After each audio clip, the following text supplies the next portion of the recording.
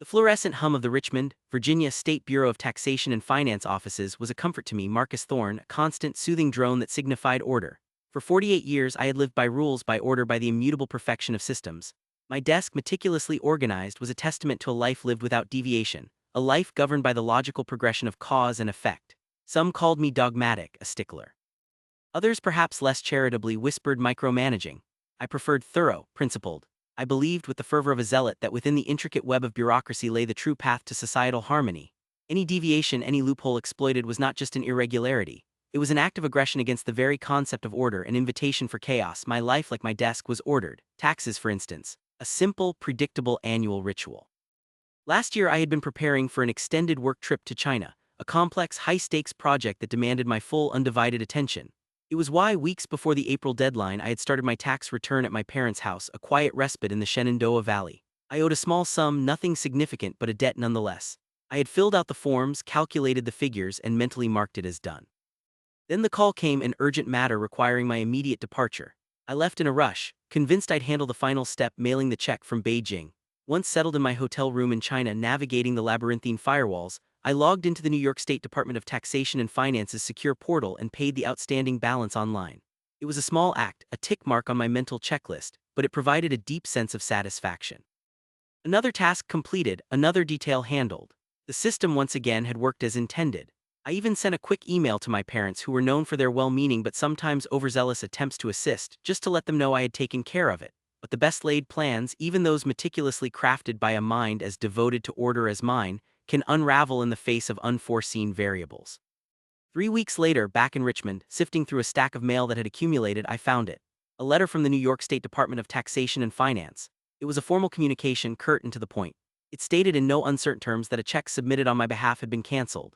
And due to this cancellation, a fee of $50, which included an initial $40 charge plus $10 in late penalties, had been assessed against my account. $50. My brow furrowed. My parents, of course, they must have forgotten my email or perhaps misinterpreted it. In their earnest desire to help, they had written a check for my taxes, enclosed it with my printed return, and mailed it. When they later received the notification that the check had been canceled because my online payment had already cleared, they likely assumed the issue was resolved. But the New York State Department of Taxation and Finance, in its unwavering adherence to policy, saw only a canceled check and a subsequent fee, a minor irritant, I told myself, a simple misunderstanding. I would call them, explain the duplicate payment, the well-meaning parents, the online transaction. The system, after all, was designed to resolve issues. It was merely a matter of presenting the facts logically, systematically. My motivation was clear, not just to waive the $50 fee, which was paltry in the grand scheme, but to ensure the system acknowledged its own anomaly, corrected its records, and upheld the very principles of order I so deeply revered. This was not about the money, it was about the rightness of things. This was the first hint of an underlying current, a challenge to the established order that resonated deeply within my dogmatic soul. The audience at this point should feel a mild concern for my predicament, intrigued by how someone so dedicated to rules would navigate a situation where the rules themselves seemed to bend against him. I knew, with the conviction of a man who spent his life analyzing minutiae, that this was a small crack, but a crack nonetheless. And it needed sealing. My first call to the New York State Department of Taxation and Finance was a testament to my patience. I meticulously laid out the facts, citing dates, transaction numbers, and even the postal tracking code for my parents' mailed envelope, which I'd obtained from them. The representative, a young woman whose voice sounded like she was reading from a script, listened politely. Then she delivered the predictable verdict. Sir, our records show a canceled check associated with your account. Policy dictates a $50 fee for all canceled checks. This is non-negotiable. My internal gears ground. But the check was canceled because the payment was already made online. The system received its due. The fee implies a cost incurred by the department due to a delinquent payment, which was not the case. She paused, a beat of silence on the line before repeating, policy dictates a $50 fee for all canceled checks, sir. Her tone was flat, unwavering. It was the sound of an unfeeling mechanism operating exactly as programmed. I took a deep breath, reminding myself of the virtues of persistence. I understand the policy, ma'am. My point is the circumstances surrounding this particular canceled check render the application of that policy unjust. It's an edge case, an anomaly that should warrant an exception. There are no exceptions, sir, she replied, as if reciting the last line of a tragic play. A flicker of irritation sparked within me.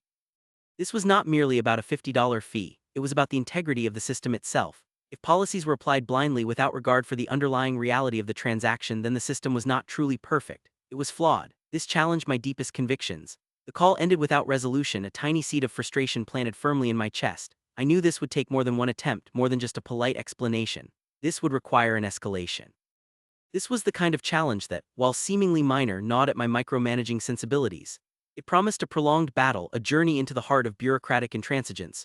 Over the next few days, I escalated, as was my right and my natural inclination.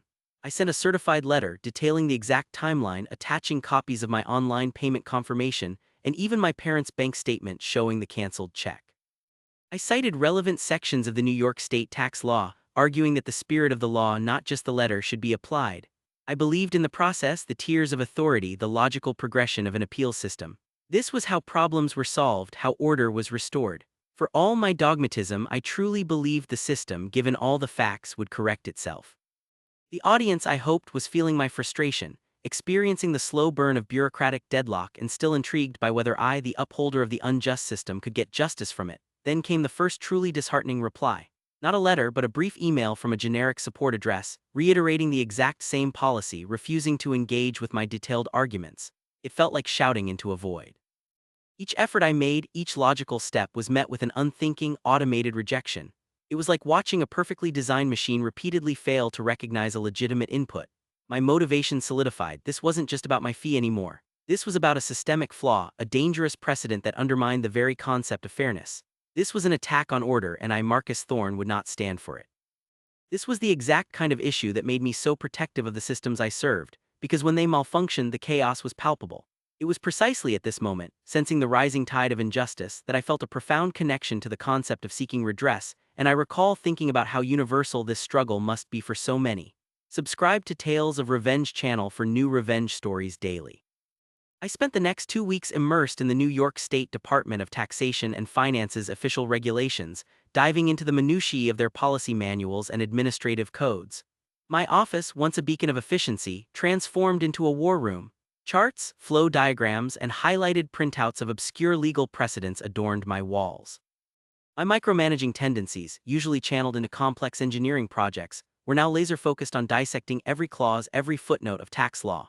I wasn't just fighting a $50 fee. I was preparing for a conceptual battle against bureaucratic rigidity itself. The system was broken, and I intended to prove it. Each day brought a new dead end, a new piece of information that seemed to reinforce their unyielding stance, pushing me deeper into the labyrinth of frustration. But I was not one to give up. This was my world, and it was being challenged. My breakthrough came not from finding a hidden clause, but from understanding the precise language used in their policies. It wasn't about my intent or the reason the check was canceled. It was purely about the act of cancellation. My dogmatic adherence to rules now allowed me to see the policy not as a flaw, but as a rigid structure with specific entry and exit points. I needed to find a different entry point. This quest to understand the system, to master its logic, consumed my days and haunted my nights. I foresaw endless circular arguments, a slow, torturous death by policy. My frustration was growing, blossoming into a consuming anger, a deep-seated outrage that the very system I revered could be so blind, so self-defeating. After countless unavailing phone calls to general inquiry lines, I finally managed to secure a direct line to a case officer. His name was Mr. Thompson, and his voice when he answered sounded weary, as if he dealt with endless streams of grievances. My first interaction with him was a test. I began by politely asking him to spell his last name, then subtly to confirm his location. Mr. Thompson, could you tell me, purely out of curiosity, how the drive into the office was today? The weather here in Richmond is rather temperate, but I hear New York can be quite unpredictable. It was a deliberate ploy, a small psychological probe to establish that I was dealing with a human being, not just an anonymous voice on the other end of a bureaucratic line. I needed to ensure he was fully present, fully accountable. His brief, hesitant response about traffic on the thruway confirmed my suspicion. He was real. This was a chess match, and I had just made my opening move. My next request was immediate and firm. Mr. Thompson, I'd like to speak with your manager. He hesitated again, clearly annoyed. Sir, I assure you I am fully capable of handling your inquiry. I do not doubt your capabilities, Mr. Thompson, I replied, my voice smooth, unyielding. However, the nature of this particular issue, which I have extensively documented, requires a level of discretion and authority that, with all due respect, I believe extends beyond your current purview. I simply require the name of your direct superior and a transfer. He sighed, a sound of resignation. Very well, sir, her name is Ms. Davies. He provided her full name and a case reference number, which I meticulously recorded. This was progress, a direct line to accountability. The game was escalating. I felt a surge of resolve. The path through the bureaucratic maze was painful, but each step, however small, was a victory. This frustrating, slow march was pushing me closer to the kind of anger that only a dogmatic man betrayed by his own principles could truly feel. My call with Ms. Davies, Mr. Thompson's manager, was even more illuminating. She was sharper, more articulate, clearly a veteran of these bureaucratic skirmishes. I repeated my detailed account, emphasizing the prior online payment, the well-meaning parental intervention, the clear lack of actual delinquency. I presented my logical arguments, my legal citations, my unwavering belief in the system's capacity for self-correction. But her replies, though more sophisticated, were ultimately the same. Mr. Thorne, I understand your frustration, and I appreciate the thoroughness of your explanation. However, the policy regarding canceled checks is unambiguous. Regardless of the reason for cancellation, a $40 fee plus any applicable late penalties is automatically assessed to the account holder named on the check. This is standard procedure, designed to cover administrative costs associated with processing and reconciling such incidents. My blood ran cold. So you're telling me, I said, my voice barely concealing my rising fury, that even if I had paid my taxes 10 times over and then a well-meaning relative, completely unbeknownst to me, sent in a check that was subsequently canceled because the account was already paid, I would still be liable for this fee. That is correct, sir, she stated without a hint of irony. The system is designed to be equitable for all taxpayers. Deviations, regardless of intent, trigger specific protocols. The equitable for all infuriated me. There was nothing equitable about it. This wasn't about fairness, it was about blind, unfeeling adherence to a rule that in specific instances created profound injustice. My heart pounded with a slow, heavy rhythm of outrage. My fear of chaos, of the system failing, was now a tangible, living thing gnawing at me. This was rock bottom. My entire professional life, my personal philosophy, was built on the idea that systems, properly designed and executed, led to order and fairness. This interaction was dismantling that belief brick by painstaking brick. I realized then that my initial motivation to prove the system could correct itself was utterly misguided.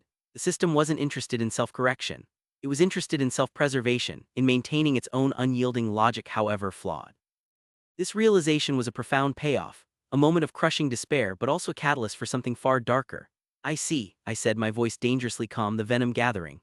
Let me understand this fully then, Ms. Davies. Is it the policy of the New York State Department of Taxation and Finance to allow anyone to write a check on behalf of another individual's tax account? She paused, clearly sensing a trap, but bound by her own dogmatic adherence to procedure. Yes, sir, that is permissible, provided the individual's full name and address or account number is clearly indicated on the check. We process it as a valid payment against that account. And I continued, leaning forward as if physically pressing the point through the phone line. Is it also the policy of the New York State Department of Taxation and Finance to charge a $50 cancellation fee to the person whose account is indicated on the check, regardless of who wrote the check? Yes, sir, she said, her voice a little slower now, a hint of unease creeping in. That is the policy in New York State. The fee is attached to the account indicated, as that account is the beneficiary of the attempted payment. A chilling smile, one I rarely allowed myself, spread across my face. My mind, usually a fortress of logic and order, was now a furnace of vindictive resolve.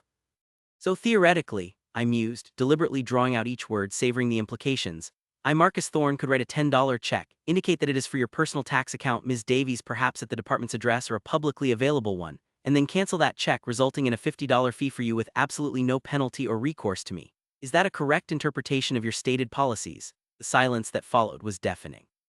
I could practically hear the gears grinding in Ms. Davies' head, the sudden horrifying realization of the loophole I had meticulously unearthed, the exquisite flaw in their unyielding system. It was a moment of profound revelation, a true turning point in my personal war. The very rules they used to entrap me, I would now use to ensnare them. Finally, she spoke, her voice strained. Sir, I suppose, hypothetically, yes. That appears to be a correct interpretation of the policy as it is currently written. Thank you, Ms. Davies, I said, my voice devoid of emotion, a cold, hard finality in each syllable. You have been most helpful. I hung up the phone before she could respond, the click of the receiver sounding like a gunshot in the silent room. My heart was no longer pounding with outrage. It was thrumming with a grim, satisfying purpose. The rage had transformed into a clear, precise focus. I was no longer fighting for the system. I was fighting against it, using its own flawed logic as my weapon. My fear of chaos had been replaced by a desire to create a controlled, targeted chaos, precisely where it would sting the most. Subscribe to Tales of Revenge channel for new revenge stories daily. The transformation was complete. The dogmatic upholder of the system was now its most meticulous saboteur. My micromanaging tendencies, once focused on efficiency, now zeroed in on meticulous destruction. My vindictiveness, simmering beneath the surface of my orderly life, erupted into a cold, calculated fire. The next phase of my campaign began immediately. I needed information, the names of the agents I had dealt with, their precise departmental addresses, any public information that could solidify my understanding of their bureaucratic profiles. My first target was Mr. Thompson, the weary case officer who had initially stonewalled me. Then Ms. Davies, the manager who had so blithely confirmed the systemic vulnerability. I used publicly available directories, cross-referenced information, and leveraged my understanding of how government agencies structured their internal communications. It took time, patience, and a methodical approach that would have exhausted anyone less driven by a sense of righteous grievance. I confirmed their full names, their official departmental addresses within the New York State Department of Taxation and Finance. This wasn't stalking, this was data collection, a critical preliminary step in any well-executed plan. I needed to ensure my aim was true. Then came the checks, not just one or two but a carefully considered handful. I reasoned that a single check might be dismissed as an error, a fluke. A dozen, however, would send an undeniable message. I chose smaller amounts, $10, $20, just enough to trigger the cancellation fee but not so large as to attract undue scrutiny for the initial payment. Each check was a work of art in its own perverse way. I acquired a new checkbook, pristine and untouched by my usual mundane transactions. I filled out each one with deliberate, precise penmanship. For Mr. Thompson, I wrote a check for $15, carefully indicating his name and the department's address in the memo line, making it clear it was intended as a tax payment for him. Then, I prepared an identical check for Ms. Davies. I repeated this process for a few other high-level administrators whose names I had gleaned from organizational charts. Each stroke of the pen, each meticulously written digit felt like a tiny act of rebellion, a precise strike against the faceless bureaucracy that had wronged me.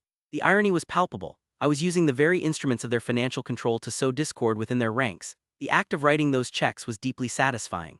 I wasn't just writing numbers. I was inscribing my indignation, my outrage, my calculated vindictiveness. My fingers, usually steady, trembled slightly with a suppressed excitement. This wasn't about money. It was about forcing the system to acknowledge its own absurdity, to inflict the pain of its own flawed logic on those who upheld it without question. I pictured their faces when the cancellation notices arrived, when they realized they too were caught in the very trap they had refused to dismantle for me. The idea brought a grim smile to my lips. Once the checks were prepared, sealed in their official-looking envelopes and addressed, I embarked on the second, equally crucial part of my plan, the cancellation. This was a delicate operation requiring precise timing and careful documentation. I waited a few days after mailing them, just enough time for them to theoretically enter the system to be processed as valid incoming payments. Then, I initiated the cancellation process with my bank. I explained with a cool, detached demeanor that these specific checks were erroneous, issued by mistake, and needed to be voided. My bank, operating on its own set of immutable rules, processed the request without question. The funds were returned to my account, leaving behind a digital trail of canceled checks. And with each cancellation, the New York State Department of Taxation and Finance, according to their own policy, would automatically generate a $50 fee for the supposed taxpayer named on the check. The waiting was the hardest part. Days stretched into weeks. My meticulously organized life, which had previously revolved around project deadlines and bureaucratic efficiency, was now dominated by the anticipation of the next shoe to drop. I checked my mail obsessively, not for replies, but for the absence of them, a sign that my actions had indeed gone unnoticed by the targeted individuals. Each silent day was a small victory, a confirmation that my stealthy maneuvers had not yet been detected. I imagined the subtle ripple effect, the confusion that would spread through the department as the notices landed on the desks of unsuspecting employees. It was a silent psychological war, and I was relishing every moment of it. Then 3 weeks later, a new kind of letter arrived from the New York State Department of Taxation and Finance. It was addressed to me, Marcus Thorne, and unlike the previous form letters, this one bore no specific case number, no boilerplate language. It was a concise, almost pleading note. Sir, we have received several unusual submissions regarding your account. We understand the point you have made. Your outstanding fee of $50 has been waived. We sincerely hope we can put this matter behind us. My heart leaped, a rare burst of unadulterated triumph. They understood not just the specific issue of my canceled check but the point, the systemic flaw, the undeniable, inescapable hypocrisy of their own policy. This was not a capitulation due to reason, it was a surrender born of self-preservation. My vindictiveness had found its mark. The bureaucratic beast so impervious to logic had been forced to bend to its own ridiculous rules. This letter was my grand payoff, the tangible proof of my victory. The very next day my phone rang. It was an unrecognized number, a New York State area code. I answered, a sense of anticipation thrumming through me. "Mr. Thorne?" a voice asked. It was Mr. Thompson, his usual weariness amplified to palpable exhaustion. "This is Agent Thompson from the New York State Department of Taxation and Finance." "Indeed," I replied, my voice cool and even, betraying none of the satisfaction that coursed through me. "Sir," he began, a tremor in his voice, "we just wanted to follow up on the letter you received. We've taken care of the fee. It's been completely waived from your account." "So I understand," I said, allowing a hint of amusement to creep into my tone. I'm pleased to see that after all this time the department has finally recognized the unique circumstances of my case. A sigh escaped him loud and ragged. Mr. Thorne, about those other checks you sent. Other checks, Mr. Thompson, I feigned innocence. I'm not entirely sure what you're referring to. I simply provided the department with a demonstration of how its policies, when applied without nuance, can create interesting scenarios for its own employees. I merely followed the rules as you so meticulously instructed me to. He coughed, a dry, uncomfortable sound. Sir, with all due respect, this has caused considerable internal disruption. We are looking into the policy, I assure you, but we simply ask that you cease these activities. It's creating a backlog and, well, frankly, it's quite unprecedented. Unprecedented, I chuckled softly. Perhaps, but perfectly within the confines of your own rules, would you not agree, Mr. Thompson? Just as my initial fee was perfectly within policy despite its inherent injustice, there was a long silence. I imagined him slumped at his desk staring at a stack of canceled check notifications, each one demanding a $50 fee from his colleagues. The thought brought a profound sense of vindication. It wasn't about the money, never truly about the $50.